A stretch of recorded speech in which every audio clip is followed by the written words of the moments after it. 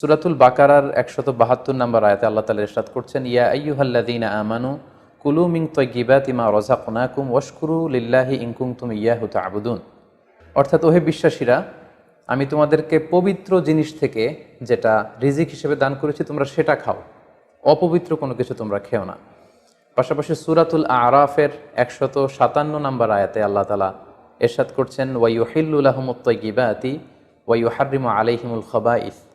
অর্থাৎ তিনি তোমাদের জন্য তৈয়িবাত বা পবিত্র খাবারগুলোকে তিনি হালাল করেছেন, আর অপবিত্র যত খাবার আছে এগুলো তিনি তোমাদের জন্য হারাম করেছেন। তো কোন জিনিস খাওয়া আমাদের জন্য হালাল আর কোনটা খাওয়া হারাম, এক্ষেত্রে আমরা বিশ্বাসীরা এই মূলনীতি সবসময় অবলম্বন করতে হবে যে যেটা তৈয়িবাত পবিত্র সেটা আমাদের জন্য খাওয়া, সেটা কনজিউম করা আমাদের জন্য হালাল, আর যেটা খাবাইস অপবিত্র সেটা কনজিউম করা আমাদের জন্য হারাম। যেমন কালামুল্লাহ মাজিদ আল্লাহ তাআলা আমাদেরকে জানিয়েছেন যে রক্ত খাওয়া হারাম, যেহেতু এটা খাবাইস। শুকরের গোশত খাওয়া হারাম, মৃত প্রাণী খাওয়া হারাম, আল্লাহ ছাড়া অন্য কোনো দেবদেবীর নামে যে প্রাণীগুলোকে স্লটার করা হয়েছে, উৎসর্গ করা হয়েছে, বলি দেওয়া হয়েছে, এগুলোর গোশত খাওয়া হারাম, কারণ এগুলো সব হচ্ছে মিনাল খাবাইস, অপবিত্র। এ পর্যায়ে ডিরেক্টলি যদি আপনার প্রশ্নের উত্তরে আসি যে সি ফুডের ব্যাপারে, সমুদ্র থেকে প্রাপ্ত যে প্রাণী বা খাবার এগুলোর ব্যাপারে কোরআন আমাদেরকে কি জানিয়েছে, সেক্ষেত্রে আমরা সূরাতুল মায়েদার ৯৬ নম্বর আয়াতকে এখানে উল্লেখ করতে চাই, যেখানে আল্লাহ তাআলা ইরশাদ করছেন, উহিল্লা লাকুম সয়দুল বাহরি ওয়া তুআমুহু মাতাআল লাকুম ওয়া লিস-সাইয়ারা। অর্থাৎ তোমাদের জন্য সাগরের শিকারকে হালাল করা হয়েছে। সাগর থেকে আমরা মাছ বা অন্যান্য যে কোনো জিনিসই শিকার করি না কেন সেটা খাওয়া, কনজিউম করা, সেটা আমাদের জন্য হালাল। পাশাপাশি সাগরে মৃত যা পাওয়া যায় এটাও আমাদের জন্য হালাল। আল্লাহ বলছেন মাতাআল লাকুম ওয়া লিস-সাইয়ারা, এগুলো তোমাদের জন্য ভোগের সামগ্রী এবং নৌপথে যারা ভ্রমণ করবে তাদের জন্য ভোগের সামগ্রী। রাইসুল মুফাসসিরিন আব্দুল্লাহ ইবনে আব্বাস রাদিয়াল্লাহু তাআলা আনহু এই আয়াতের তাফসীরে সয়দুর বাহার বলতে তিনি বুঝিয়েছেন জীবিত। জীবিত তোমরা সাগর থেকে যেটাকে শিকার করো সেটা তোমাদের জন্য খাওয়া জায়েজ। আর ওয়া তুআমুহু দ্বারা তিনি উদ্দেশ্য নিয়েছেন মৃত, অর্থাৎ সাগর থেকে প্রাপ্ত যে কোনো প্রাণী জীবিত হোক কিংবা মৃত হোক, যেভাবেই আমরা আহরণ করি না কেন সেটা খাওয়া আমাদের জন্য হালাল। তার মানে সি ফুডের ব্যাপারে কোরআনের দিক নির্দেশনা হচ্ছে সাগর থেকে প্রাপ্ত জলজ যত ধরনের প্রাণী আছে সেটা চাই জীবিত হোক কিংবা মৃত হোক, সেটাকে আল্লাহ তাআলা আমাদের জন্য খাওয়া হালাল করে দিয়েছেন। প্রিয় বোন, এবার যদি আমরা সুন্নার দিকে তাকাই তাহলে দেখব যে সুনানে নাসাইর একটি হাদিস আমরা এখানে উল্লেখ করতে পারি, যেখানে সাহাবারা আল্লাহ রাসূল সাল্লাল্লাহু আলাইহি ওয়াসাল্লামকে প্রশ্ন করেছিলেন যে ইয়া রাসূলুল্লাহ, আমরা যখন নৌ ভ্রমণে বের হই তখন আমাদের কাছে মিষ্টি পানি খুব কম থাকে, আমাদের সংগ্রহে পানি খুবই কম থাকে, আর সেটা দিয়ে যদি আমরা অজু করে ফেলি তাহলে আমরা তৃষ্ণার্ত হয়ে যাব। হাদিসের ভাষ্যটি ছিল এমন যে ইয়া রাসূলুল্লাহ, ইন্না নারকাবুল বাহরা ওয়া নাহমিলু মা'ানাল কলিলা মিনাল মা ফাইন তাওয়াদ্দানা বিহি আতিশনা আফানা তাওয়াদ্দাউ মিন মাইল বাহর। সাহাবারা প্রশ্ন করেছিলেন, ইয়া রাসূলুল্লাহ, আমরা কি সাগরের পানি দিয়ে অজু করতে পারবো? সাগরের পানি দিয়ে কি অজু করা জায়েজ? আল্লাহ রাসূল সাল্লাল্লাহু আলাইহি ওয়াসাল্লাম এই প্রশ্নের উত্তরে বলেছিলেন, হুয়া তাহুরু মাউ, হ্যাঁ অবশ্যই তোমরা সাগরের পানি দিয়ে অজু করতে পারবে, কারণ সাগরের পানি পবিত্র। যদিও আমরা জানি যে সাগরের পানি লবণাক্ত, কিন্তু সাগরের পানি পবিত্র, তোমরা সাগরের পানি দিয়ে অজু করতে পারবে। প্রশ্নের উত্তর এতটুকু দিয়ে তিনি ক্ষান্ত হননি, তিনি এক্সট্রা আরও একটা স্টেটমেন্ট তিনি দিয়েছেন, সেটা হচ্ছে আল হিল্লু মাইতাতুহু। আল হিল্লু মাইতাতুহু মানে হচ্ছে সাগরের মৃত প্রাণী খাওয়াও তোমাদের জন্য হালাল।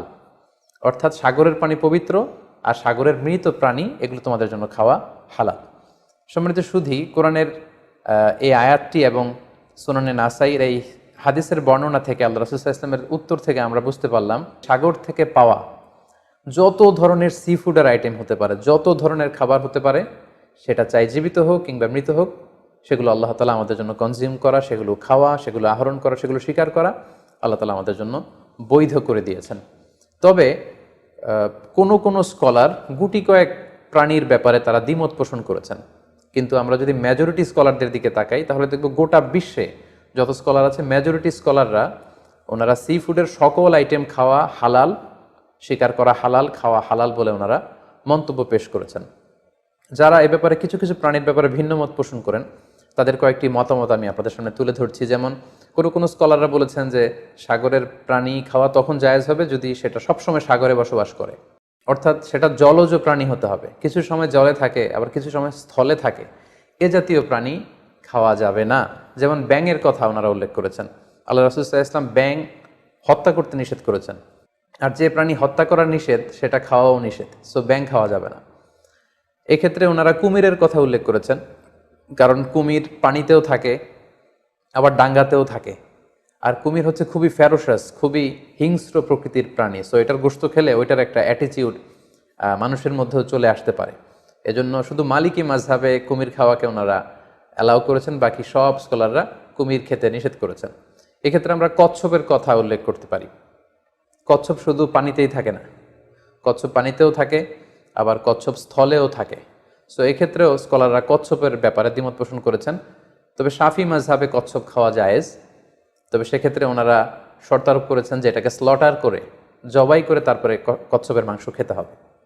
সাগরের প্রাণীর ক্ষেত্রে হানাফি মাযহাবের মূলনীতি হচ্ছে যে সাগর থেকে যেটা মাছ হিসেবে আহরণ করা হয় শুধু সেটা খাওয়া যাবে। আই রিপিট, আমি আবারও বলছি, হানাফি স্কুল অফ থটে ওনাদের মূলনীতি হচ্ছে যেটাকে আমরা মাছ বলি, সাগর থেকে প্রাপ্ত শুধু ওই প্রাণী যেটা মাছ সেটা খাওয়া যাবে। যেটাকে দেখতে অনেকটা কীট পতঙ্গের মতো মনে হয়, যেটা দেখতে অনেকটা পোকামাকড়ের মতো মনে হয়, হানাফি স্কুল অফ থটে সেটাকে নাজায়েজ বলা হয়েছে। যেমন প্রিয় বোন, আপনি প্রশ্ন করেছেন যে শামুকের কথা, ঝিনুকের কথা, কাঁকড়ার কথা। সো এগুলো খাওয়া হানাফি স্কুল অফ থটে মাকরু বলা হয়েছে। ওনারা মনে করেন যে এগুলো মাছ জাতীয় প্রাণীর অন্তর্ভুক্ত নয়, বরং এগুলো দেখতে অনেকটা কীট পতঙ্গ বা পোকামাকড়ের মতো, এগুলো জলজ প্রাণী, ফলে এগুলো খাওয়া যাবে না। পাশাপাশি হানাফি স্কুল অফ থটে মাছের ক্ষেত্রেও নিয়ম হচ্ছে যে মাছটা জীবিত আপনাকে শিকার করতে হবে। সেটা যদি মৃত হয়, পানিতে ভেসে আছে, যেটাকে তফি বলে আরবিতে, এই জাতীয় মরা মাছ খাওয়া যাবে না। এর কারণ ওনারা এক্ষেত্রে খুব এক্সট্রা কশন ওনারা ব্যবহার করেছেন। অর্থাৎ মাছ যদি মরে পানিতে ভেসে থাকে, সেক্ষেত্রে এটা কি স্বাভাবিক মৃত্যু হয়েছে মাছের, নাকি বিষাক্ত কোনো জিনিস খেয়ে মাছের মৃত্যু হয়েছে, সেটা আমরা জানি না। তো সেক্ষেত্রে ওনারা বলেছেন যে মরে পানিতে ভেসে আছে এরকম মাছ খাওয়া যাবে না, বরং জীবিত অবস্থায় আহরণ করতে হবে। পাশাপাশি হানাফি স্কুল অফ থটে আরও একটি বিষয়কে শর্তারোপ করা হয়েছে, সেটা হচ্ছে খবিস হতে পারবে না, মিনাল খাবায়েস হতে পারবে না। অর্থাৎ দেখতে এটাকে একটু অপছন্দনীয় লাগে, দেখতে কেমন কেমন যেন লাগে। আমাদের মানবিক যেই আমাদের চিন্তা বা গুণাবলী, আমরা সাধারণত সেটাকে দেখতে সুন্দর লাগবে না, সেটাকে কেটে ফ্রাই করে খেতে আমাদের ভালো লাগবে না, এরকম হলেও সেটা খাওয়া যাবে না। তাদের মূলনীতি হেদায়েতে যেটা এসেছে সেটা হচ্ছে মাসিও আসামাক ফাহুয়া খবিস। সাগরের প্রাণীর মধ্যে মাছ ছাড়া যা আছে, হানাফি স্কুল অফ থটে তারা বলছেন যে এগুলো সবগুলোই খবিস, এগুলো তৈয়বাত নয়। কারণ আল্লাহ তাআলা আমাদেরকে যে তৈয়বাত খাবারকে হালাল করেছেন সেটা এর অন্তর্ভুক্ত নয়। তো এই কয়েকটি দ্বিমত ছাড়া আমরা যদি গোটা ওয়ার্ল্ডের মেজরিটি স্কলারদের দিকে তাকাই, তাহলে দেখব যে ওনারা সব ধরনের সি ফুডকে হালাল করে দিয়েছেন। কারণ কোরআনের এই আয়াতটি, যেটি আমি বললাম যে ওহিল্লা লাকুম সয়দুল বাহরি ওয়া তুআমুহু, এটি এবং রাসূল সাল্লাল্লাহু আলাইহি ওয়াসাল্লামের স্টেটমেন্ট আল হিল্লু মাইতাতুহু, সাগরের যে কোনো প্রাণী এটা মরা হলেও খাওয়া জায়েজ, এই আয়াতটি এবং এই হাদিসটি, এটা হচ্ছে খুব জেনারেল স্টেটমেন্ট, ব্যাপকভাবে সাগর থেকে প্রাপ্ত সকল খাবারের ক্ষেত্রে এটা প্রযোজ্য। যদিও হানাফি স্কুল অফ থটে কিছু কিছু সি ফুডকে মাকরু বলা হয়েছে, কিন্তু এগুলোকে আসলে হারাম বলার সুযোগ নেই। কারণ কোনো প্রাণীকে খাওয়া হারাম এটা বলতে হলে অকাট্য দলিলের প্রয়োজন। আল্লাহ দিল্লাল কাতঈয়া ছাড়া আসলে কোনো জিনিসকে হারাম বলা যায় না। তো এক্ষেত্রে এটা রুচির ব্যাপার। আমরা যদি গোটা বিশ্বে দেখি যে মেজরিটি মুসলিম কান্ট্রিতে কাঁকড়া খাওয়া হচ্ছে, অনেক স্কলারদেরকেও আমরা দেখেছি ওনারা কাঁকড়া খাচ্ছেন, ওনারা স্কুইড খাচ্ছেন, অক্টোপাস খাচ্ছেন। তো সেক্ষেত্রে আমাদের রুচিতে যদি ভালো লাগে তাহলে আমরা খেতে পারি, এটা রুচির সাথে সম্পৃক্ত। আপনার রুচিতে যদি না কুলায় আপনি খাবেন না। যেমন এক্ষেত্রে আমরা উদাহরণস্বরূপ দব, হাদিসে যেটা গুইসাপ জাতীয় একটা প্রাণীর কথা সহিহ বুখারীতে এসেছে, যেটা আমাদের বাংলাদেশে অনেক এলাকায় সান্ডা বলে থাকে। তো এই গুইসাপ জাতীয় প্রাণী খাওয়া কিন্তু হারাম নয়। আমরা সহিহ বুখারীর বর্ণনায় জেনেছি যে আল্লাহ রাসূল সাল্লাল্লাহু আলাইহি ওয়াসাল্লামের স্ত্রী মাইমুনা রাদিয়াল্লাহু তাআলা আনহার বাসায় আল্লাহ রাসূল সাল্লাল্লাহু আলাইহি ওয়াসাল্লাম সহ অনেক সাহাবারা খেতে বসেছিলেন। সেখানে একটা প্লেটে গুইসাপকে ফ্রাই করে দেওয়া হয়েছিল। তো রাসূল সাল্লাল্লাহু আলাইহি ওয়াসাল্লাম খেয়াল না করে সাধারণ গোশত মনে করে সেখানে তিনি হাত দিচ্ছিলেন। তখন অনেক সাহাবারা, মহিলা সাহাবারা বললেন, ইয়া রাসূলুল্লাহ, এটা তো দব, এটা তো গুইসাপ। এই কথা শুনে আল্লাহ রাসূল সাল্লাল্লাহু আলাইহি ওয়াসাল্লাম সেখান থেকে হাতটা সরিয়ে নিলেন। তো এই দৃশ্য দেখে খালিদ ইবনে ওয়ালিদ রাদিয়াল্লাহু তাআলা আনহু উনি জিজ্ঞেস করলেন, ইয়া রাসূলুল্লাহ, গুইসাপ খাওয়া কি হারাম? হারামুন আদ-দাব্বু ইয়া রাসূলুল্লাহ, আপনি যে হাত সরিয়ে নিলেন, গুইসাপ খাওয়া কি হারাম? আল্লাহ রাসূল সাল্লাল্লাহু আলাইহি ওয়াসাল্লাম বললেন যে না, গুইসাপ খাওয়া হারাম নয়, তবে আমি এটা খেয়ে অভ্যস্ত নই, আমাদের এলাকাতে এটা পাওয়া যায় না, এজন্য আমি এটা খাচ্ছি না। তাহলে বোঝা গেল এক্ষেত্রে এটা রুচির সাথে সম্পৃক্ত।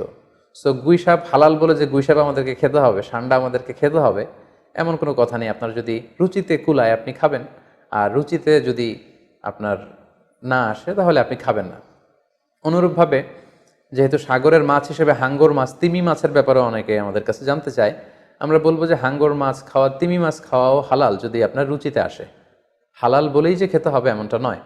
সেক্ষেত্রে আমরা সহিহ বুখারী এবং মুসলিমের একটা চমৎকার হাদিসের কথা এখানে উল্লেখ করতে পারি।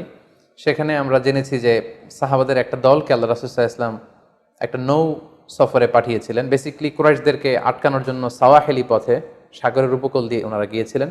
সাথে খাবার ছিল না, খেজুর ছিল, খেজুর শেষ, গাছের পাতা পেরে পেরে ওনারা খেতেন। হঠাৎ প্রচণ্ড ক্ষুধার্ত অবস্থায় ৩০০ জন সাহাবীর একটা কাফেলা, তারা সাগরের পাড়ে যেয়ে দেখলেন সাগরের ঢেউয়ের ধাক্কায় বিশাল এক তিমি মাছের মতো একটা প্রাণী পড়ে আছে। ওনারা এই তিমি মাছ তখন খেতে আরম্ভ করলেন। তারা সেখানে প্রায় ১ মাস ছিলেন, সংখ্যায় ছিল ৩০০ জন সাহাবীর মতো। ওনারা এই তিমি মাছ খেয়ে এটাকে ফ্রাই করে, এটাকে সিদ্ধ করে করে টানা ১ মাস ওনারা খেলেন। এবং হাদিসে এসেছে যে আমরা এই তিমি মাছের গোশত খেয়ে, যদিও হাদিসের শব্দটা এসেছে আম্বার জাতীয় একটা মাছ, তো এটা এত বড়, এটা ব্লু ওয়েল টাইপের কোনো একটা মাছ হবে, নীল তিমি টাইপের কোনো একটা মাছ হতে পারে।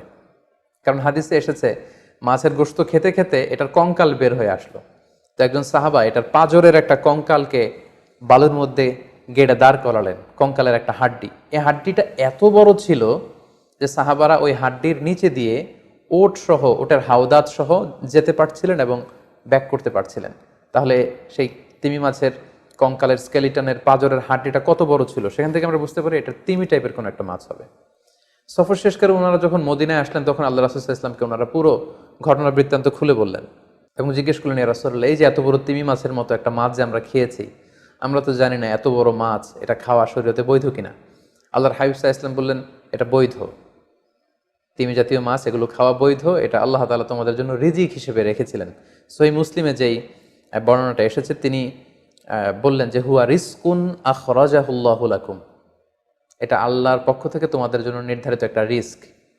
এবং আল্লাহ রাসূল সাল্লাল্লাহু আলাইহি ওয়াসাল্লাম বললেন, ফাহাল মাআকুম মিন লাহমি, ওই মাছের গোশত তোমরা যে প্রিজার্ভ করেছিলে ওইখান থেকে কি তোমাদের কাছে কিছু আছে? সাহাবারা বললেন, জি, আমাদের কাছে সেই মাছের কিছু অংশ এখনো আছে।